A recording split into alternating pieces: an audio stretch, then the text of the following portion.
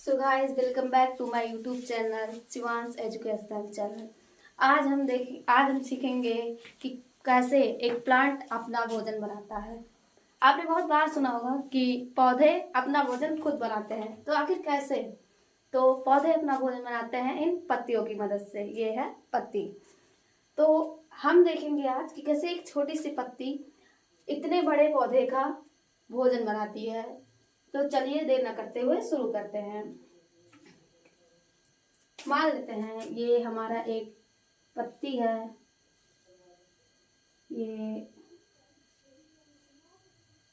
ये हमारा किसी प्लांट का पत्ती है।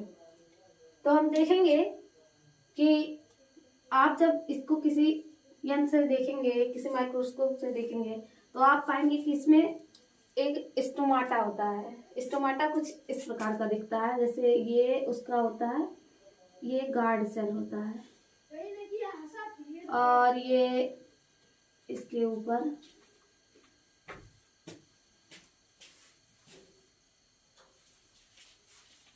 ये हमारा हो गया गार्ड सेल और ये है इसके अंदर का स्टोमाटल पोर।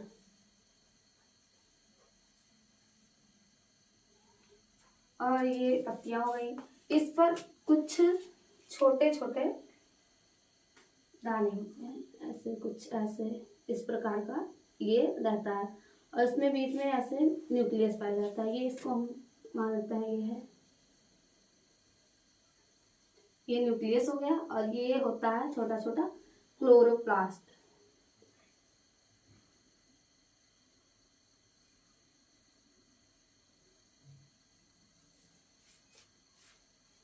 ये क्लोरोप्लास्ट हो गया। तो इसकी मदद से एक जो पौधा रहता है वो अपना भोजन बनाता है। इसमें मेजर रोल जो होता है वो क्लोरोप्लास्ट का होता है। इन्हीं की मदद से पत्तियां भोजन बना पाती हैं। तो चलिए देखते हैं कि कैसे कैसे प्लांट अपना भोजन बनाते हैं। ये हमारा एक मान लेते हैं ये हमारा एक पौधा है।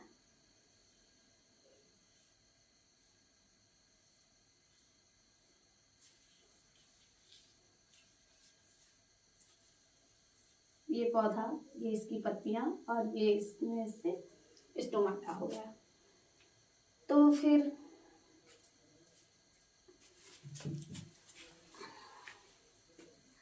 आप देखेंगे कि सबसे पहले पत्तियां जो है ये हम देखेंगे कि यहाँ पर मान लीजिए ये हमारा हो गया,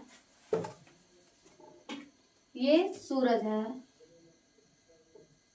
ये सूरज है, ठीक। ये सूरज है। सूरज की किरणें जब इन पत्तियों पर पड़ती हैं तब सबसे पहला काम जो होता है फर्स्ट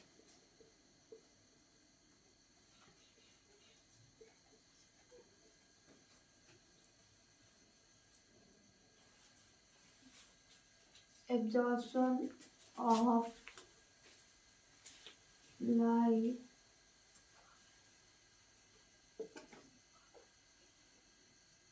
energy by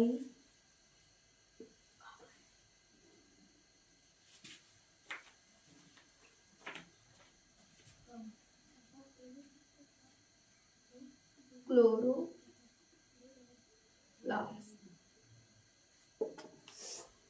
ये सबसे पहले एब्जॉर्ब करती है। जो ये पत्तियों में क्लोरोप्लास्ट पाया जाता है, ये लाइट एनर्जी मतलब कि सूर्य की किरणों को जो यहाँ से आती हैं इसको एब्जॉर्ब करती हैं पत्तियां हमारी।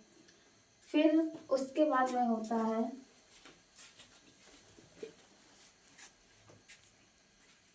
एक्शन। और फिर इस स्टेप के बाद पत्तियां एक दूसरा स्टेप अपनाती हैं जिसको हम जिसे जो होता है कन्वर्जन ऑफ लाइट एनर्जी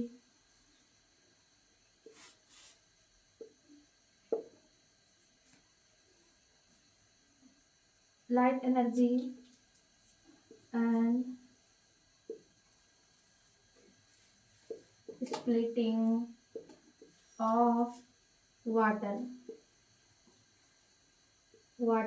मतलब कि H2O को H2O जो हमारा होता है उसको स्प्लिट करती हैं ये और इसको कन्वर्ट करते हैं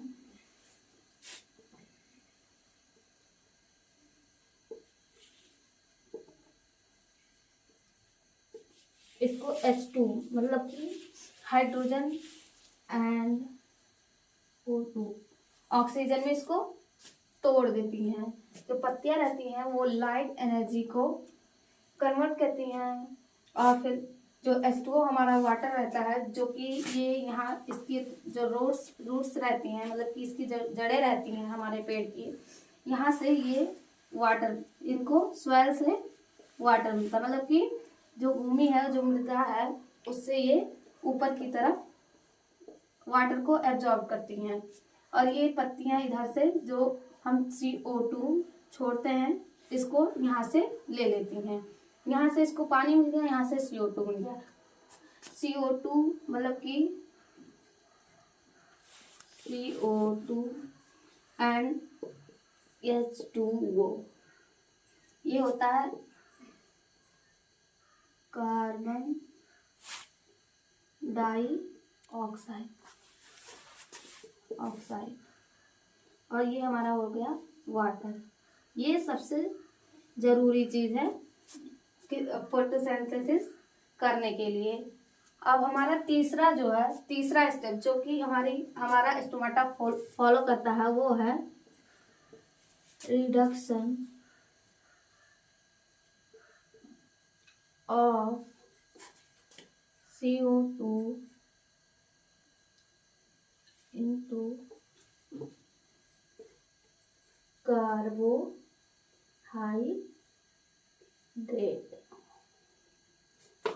फिर इसके बाद में CO2 का जो है वो रिडक्शन हो जाता है।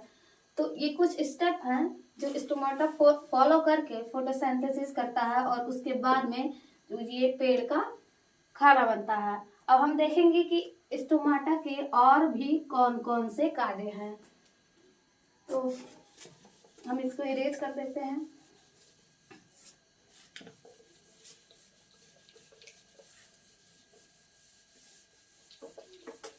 आप इसको नोट भी कर सकते हैं वीडियो को थोड़ा पीछे करके।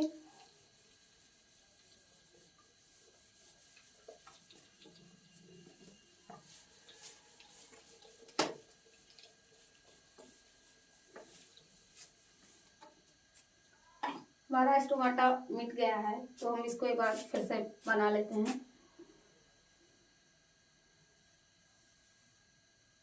ये हमने बताया था कि ये गार्ड सेल है, ये गार्ड सेल है हमारा, ये स्टोमाटा पोर है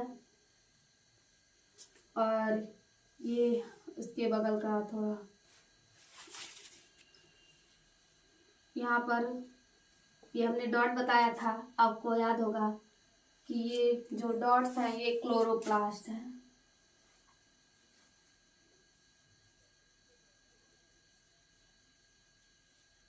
जो कि सबसे जरूरी होता है और यहाँ पर बीच में न्यूक्लियस, ये न्यूक्लियस हो गया ये हमारा न्यूक्लियस हो गया।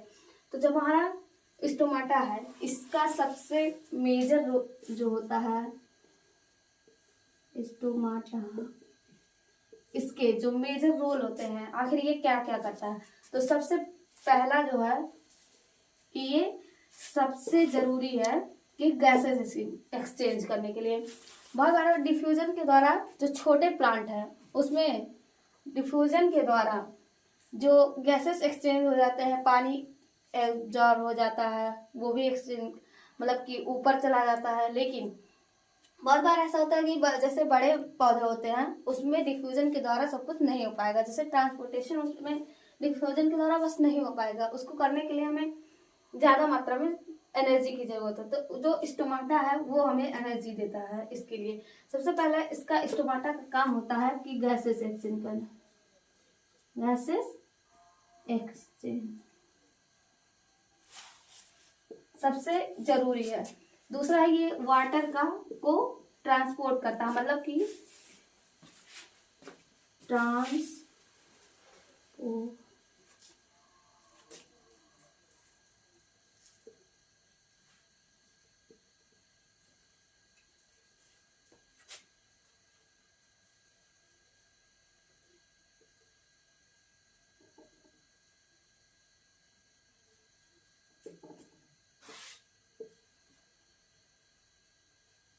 ये प्लांट्स में ट्रांसपोर्टेशन का काम करता है। और फिर उसके बाद में हम देखेंगे कि जो हमारा ये जो हमारा स्टोमाटा है वो हम देखा कि गैसेस एक्सचेंज करने में बहुत मदद करता है, ट्रांसपोर्टेशन में मदद करता है, और तीसरा जो है ये फोटोसिंथेसिस में बहुत ज़्यादा मदद करता है। तो दिस हेल्प इन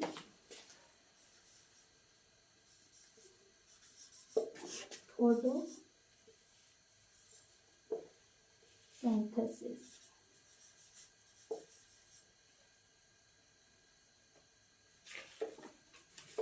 इस तरह से हमने देखा कि स्टोमाटा कैसे अपना काम करता है। अब हम देखेंगे कि मतलब एक प्लांट जो है वो अपना फूड अगर बनाता है तो वो कहाँ पर, एक जो प्लांट होता है, मतलब ये जो प्लांट है ये अपना फूड स्टार्च के रूप में, STARCH, स्टार्च के रूप में इसको जमा करके रखता है। और आप देखेंगे कि जो इंसान होता है, इंसानों में ग्लाइकोजन के रूप में कन्वर्ट मतलब कि एनर्जी को स्टोर किया जाता है। तो इस तरह से एक प्लांट जो है वो अपना फूड बनाने में हेल्प करता है। ये जो स्टोमाटा होता है उसको बनाने में हेल्प करती हैं, और इस तरह से प्लांट्स अपना फूड बनाते हैं और जिस पर मनुष्य भी निर्भर रहते हैं। तो अब हम देखेंगे कि कैसे एक प्लांट, आप देख सकते हैं कि जो हमारे यहाँ का प्लांट है वो तो आराम से मतलब दिन में ही फोटोसिंथेसिस कर लेता है, लेकिन आप डिजर्ट प्लांट में मतलब कि जैसे आप रेगिस्तानी एरिया में जाएंगे तो आप पाएंगे कि वहाँ का प्लांट, आखिर वहाँ का प्लांट कैसे अपना फोटोसिंथेसिस करता है। तो उसके लिए सबसे पहले जब रात होती है और यहाँ दिन, जब हम मान लेते हैं ये एक डिजर्ट प्लांट है, ये हो गया हमारा प्लांट, ये प्लांट है। तो ये जो रात में ये H2O हमने बताया था आपको कि ये होता है वाटर, ये वाटर हो गया, और CO2, जो CO2 मतलब कि carbon dioxide, carbon dioxide, CO2 और H2O मतलब कि वाटर और कार्बन डाइऑक्साइड, ये रात में ले लेते हैं इसको, ये दोनों रात में ले लेते हैं। फिर हम देखेंगे ये अपना फूड बनाने के लिए फिर दिन के टाइम जब सूरज निकलता है तो ये यहाँ से लाइट को एब्जॉर्ब कर लेते हैं, यहाँ से लाइट को एब्जॉर्ब करेंगे। फिर उसके बाद में ये अपना फोटोसिंथेसिस करेंगे। ये ऐसा इसलिए करते हैं क्योंकि अगर ये दिन में अपने पोर को खोलेंगे, जो हमने पोर बताया था आपको, ये गार्ड सेल का पोर है, ये क्लोज ओपन एंड क्लोज होता रहता है अपने हिसाब से। जब इसको पानी चाहिए रहता है तो ये गार्ड सेल फैल जाते हैं और इसमें पानी अंदर की तरफ चला जाता है, और जब पानी की जरूरत नहीं रहती है तो ये गार्ड सेल बंद हो जाते हैं और ये पानी को वापस नहीं जाने देते, मतलब कि ये पानी अंदर ही रहता है। तो दिन के समय में ये अपने गार्ड सेल को नहीं खोलते हैं, क्योंकि अगर खोल देंगे तो ये जो H2O हमारा वाटर है ये निकल जाएगा और इनका फोटोसिंथेसिस नहीं हो पाएगा। इसीलिए ये रात के टाइम में H2O और CO2 को रखे रहते हैं और जब दिन होता है तो फिर ये लाइट को ऑब्जर्व करते हैं और उसके बाद में अपना फोटोसिंथेसिस करते हैं। तो इस तरह से डिजर्ट प्लांट्स जो हमारे होते हैं वो अपना फोटोसिंथेसिस करते हैं। इसी तरह की और भी इंटरेस्टिंग चीज़ों को जानने के लिए हमारे यूट्यूब चैनल को सब्सक्राइब और लाइक ज़रूर करिएगा। Thank you.